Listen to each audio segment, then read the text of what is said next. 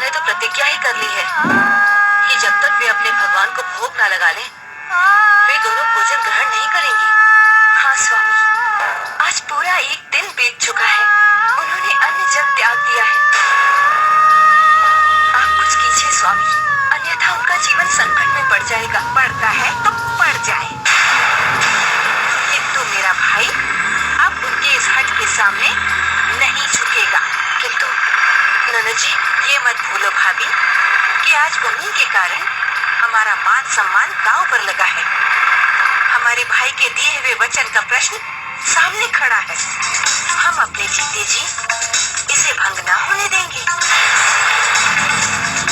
हम अपने भाई की मान मर्यादा पर आंच नहीं आने देंगे।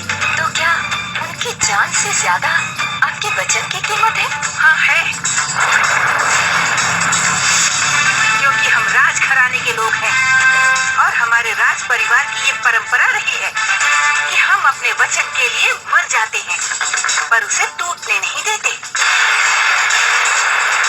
अतः आप दोनों अपनी भावना और ममता पर नियंत्रण रखिए और निश्चिंत रहिए, क्योंकि बहुत जल्द उन दोनों का ये हट टूट कर एक तिनके के समान बिखर जाने वाला है।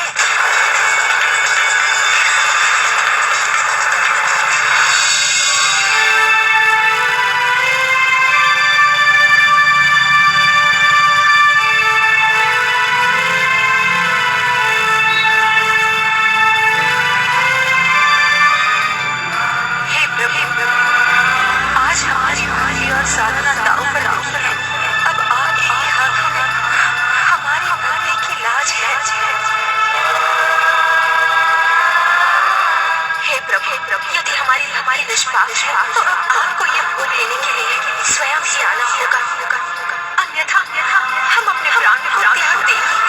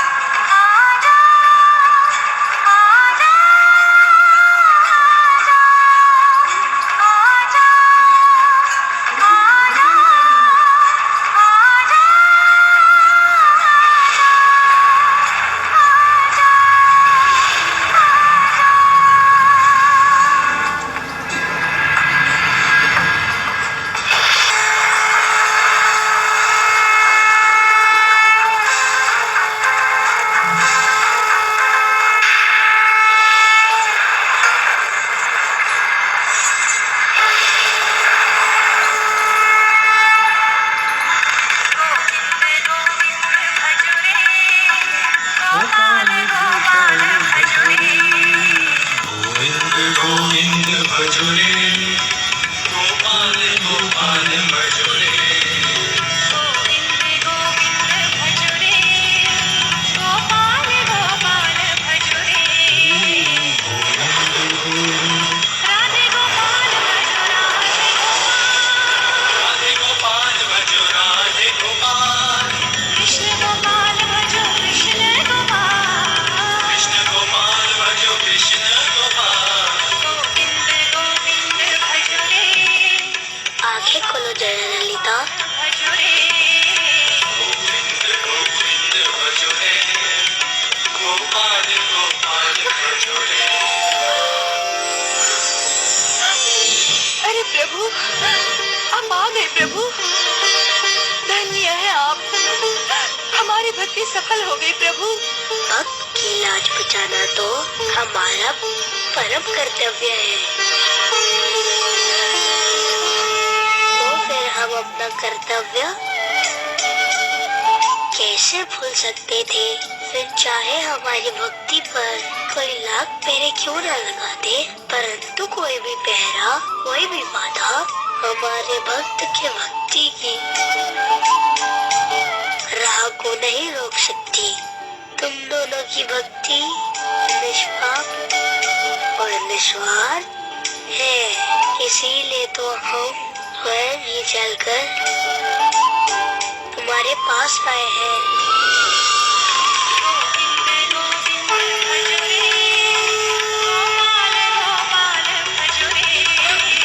गोविंद गोविंद भजो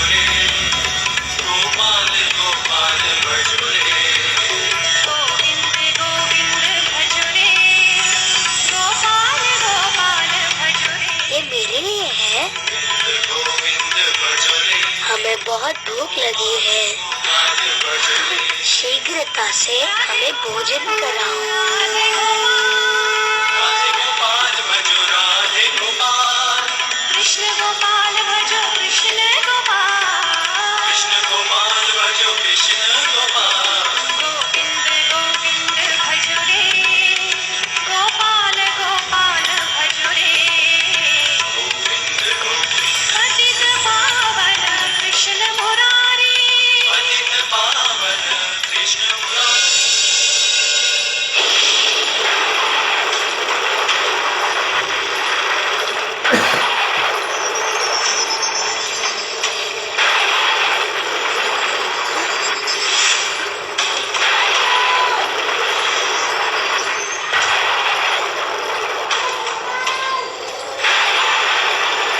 हे भगवान, ये बेमौसम इतना तेज तूफान कैसे आ गया?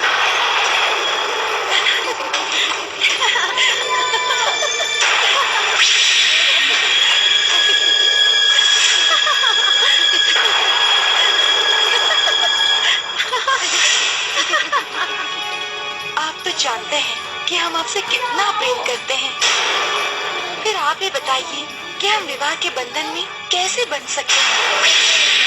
अब आप ही हमें कोई राह दिखाइए, क्योंकि हमने तो अपना सब कुछ आपको ही अर्पण कर दिया है। यदि फिर भी हमारे पिता ने हम पर यह विवाह थोपने का प्रयत्न किया, तो हम विष खाकर अपने प्राण त्याग देंगे। जरूर भैया को ये बात बतानी पड़ेगी। अनर्थ हो गया, हमारी दोनों बेटियां भक्ति के नाम पर छुपकर किसी से प्रेम कर रही हैं। क्या? ये आप क्या कह रही हैं बहन? वही जो अपने कानों से सुनकर आ रही हूँ।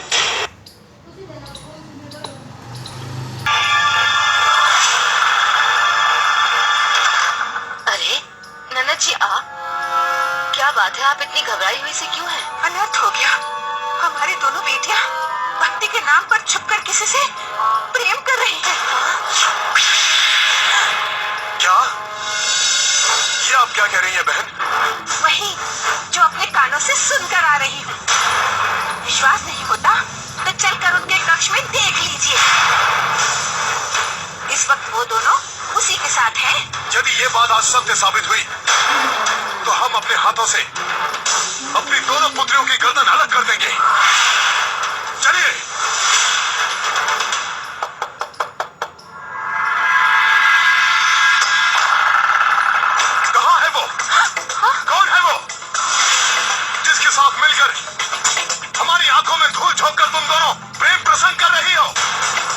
हमारे कुल को कलंकित कर रही हो?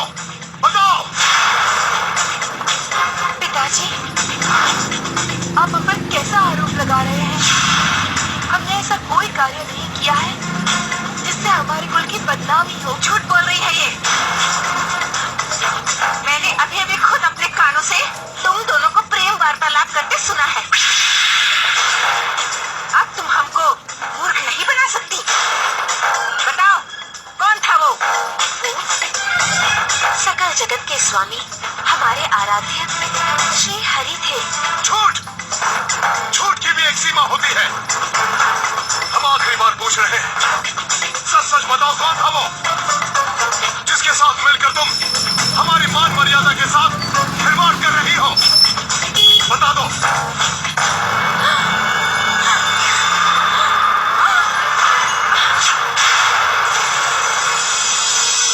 कौन है वहाँ?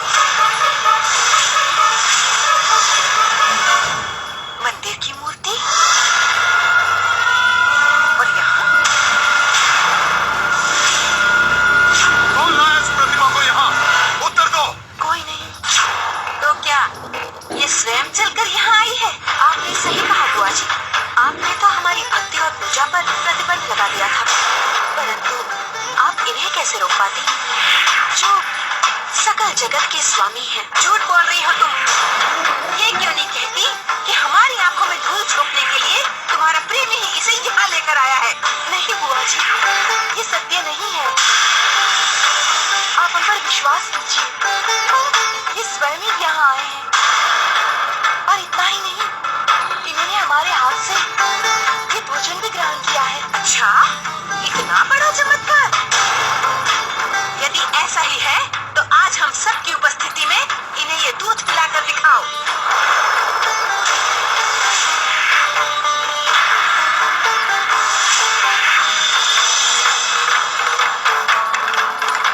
तुमने सुना नहीं?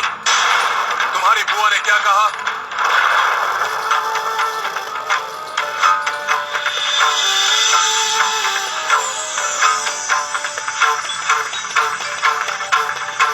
अब हमारी लाज आप ही के हाथों में है प्रभु।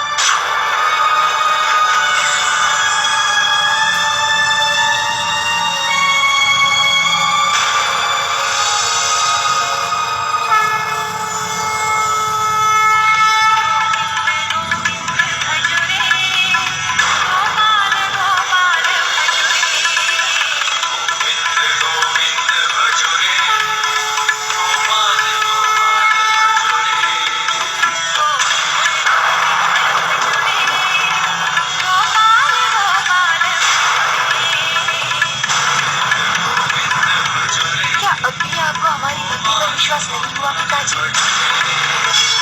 राधे गोपाल राधे गोपाल, राधे गोपाल भजो राधे गोपाल, कृष्ण गोपाल भजो कृष्ण गोपाल। कृष्ण गोपाल भजो कृष्ण गोपाल। विश्वास वो अदृश्य शक्ति है जिसके बल पर इंसान असंभव को भी संभव बना सकता है।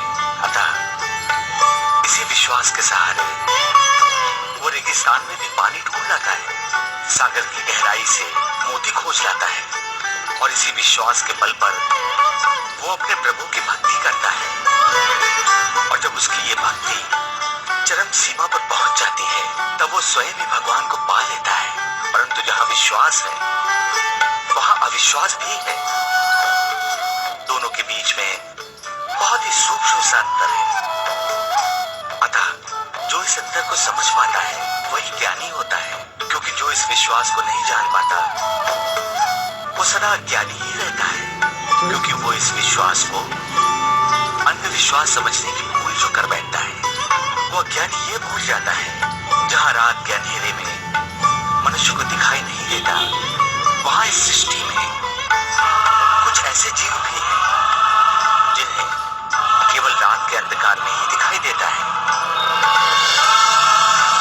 अतः सदैव स्मरण है, जो तुम्हारे लिए अंधकार है वो किसी और के लिए प्रकाश है,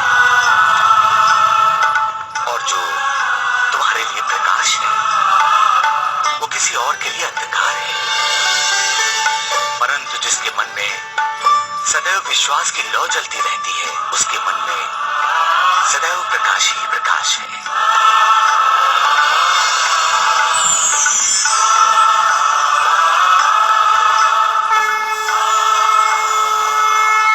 पता नहीं क्यों हम अपने बहन के बहकावे में आ गए, परंतु अब हमारे उस वचन का क्या होगा जो हमने दिया था?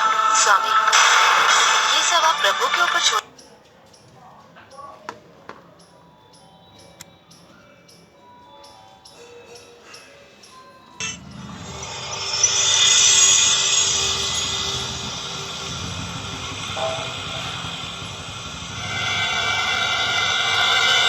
स्वामी, समझ में नहीं आ रहा कि ये सब क्या हो रहा है और क्यों हो रहा है।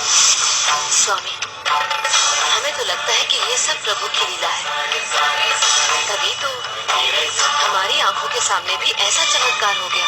हाँ स्वामी, यदि ये सब प्रभु की इच्छा है तो आप भी अपनी पुत्रियों को उनके धर्म से रोककर पाप की भागी मत बनने।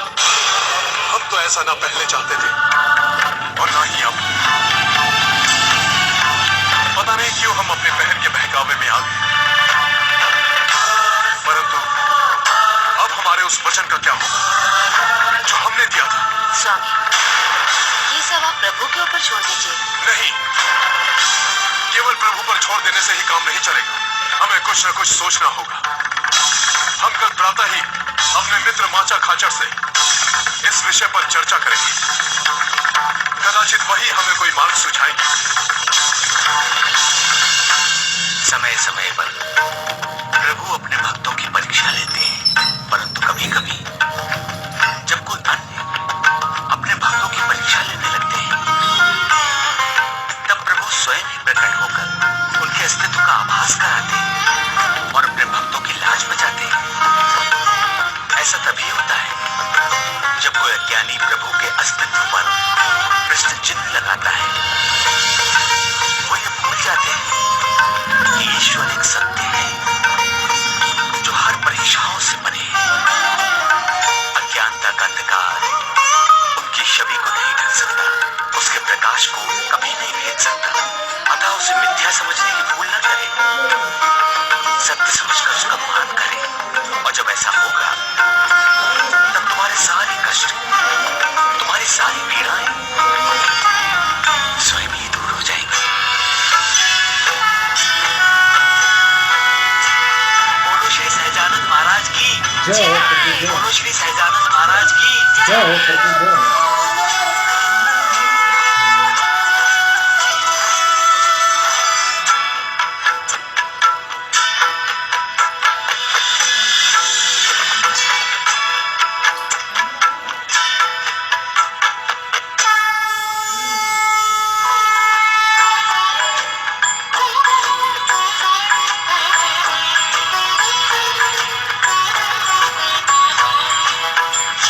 सतगुरु स्वामी, प्रभु जय सतगुरु स्वामी, जय सतगुरु स्वामी, प्रभु जय सतगुरु स्वामी। सहजानंद दयालु, सहजानंद दयालु, बलवंत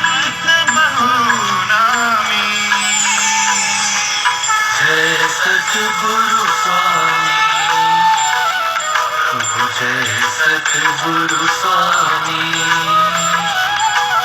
जय सतगुरु स्वामी,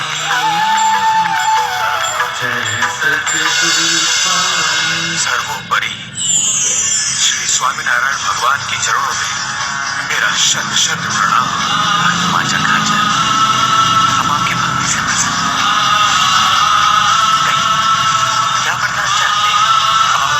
से मेरे पास सब कुछ है, बस मुझे इतना वरदान दीजिए कि मेरा मन सदा आपकी भक्ति में लगा रहे। तथास्तु। आपसे एक और निवेदन था प्रभु। मेरे एक भाई समान मित्र हैं एबल खाचर जी, जो हमेशा भक्ति भाव और धर्म ऐसे धर्म संकट में पड़ गए हैं जिसका निवारण आप ही कर सकते हैं। यदि आप आज्ञा दें तो मैं उन्हें भी आपके दर्शन के लिए लेकर आऊं। अवश्य लाइए भाई, हम स्वयं भी उनसे मिलना चाहते हैं। प्रभु, क्या आप उन्हें जानते हैं जिन्हें धर्म के प्रति आदर और प्रभु में अटूट विश्वास है? उन्हें हम भला कैसे भूल सकते हैं? उन्हें तो हम बहुत पहले से जानते हैं।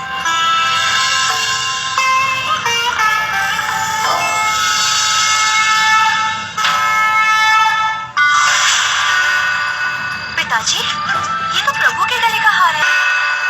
पिताजी, ये तो प्रभु के गले का हार है। हाँ पिताजी, सच पिताजी, बड़ा ही दिव्य स्वरूप था उनका, जिसे देखकर बस यही आभास होता है कि वो इस संसार का कल्याण करने इस धरा पर अवतरित हो चुके हैं। बेटी, परंतु ये हम कभी भी नहीं मानेंगे कि प्रभु इस कलयुग में अवतरित हो चुके हैं।